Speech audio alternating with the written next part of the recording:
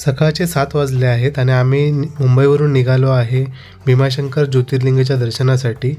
मुंबईवरून आम्ही पनवेल, लोणावळा, तळेगाव ह्या मार्गाने भीमाशंकरला जात आहोत। भीमाशंकरला जाताना मध्येच आम्हाला सुंदर हिरवगार निसर्गाचं दर्शन झालं। ते निसर्ग सौंदर्य बघत बघत आम्ही दुपारी 3 वाजता भीमाशंकरला पोहोचलो। भीमाशंकर हे पुणे जिल्ह्यातील खेड या तालुक्यात येतं आणि हे पुण्यापासून सुमारे 110 किलोमीटर लांब आहे।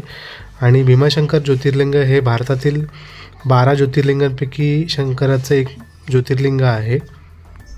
आता आमचं ज्योतिर्लिंगचं खूप सुंदर असं दर्शन झालेलं आहे आणि मी या भीमाशंकर ज्योतिर्लिंगचा पूर्ण व्हिडिओ पण बनवलेला आहे, तो पण तुम्ही माझ्या चॅनलवर जाऊन बघू शकता।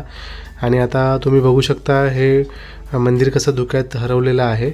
तर मित्रांनो, हा व्हिडिओ तुम्हाला कसा वाटला हे मला नक्की कळवा आणि आवडला असेल तर व्हिडिओला लाईक करा, शेअर करा आणि माझ्या चॅनलला सबस्क्राईब पण करा। आता आपण भेटूया पुढच्या व्हिडिओमध्ये।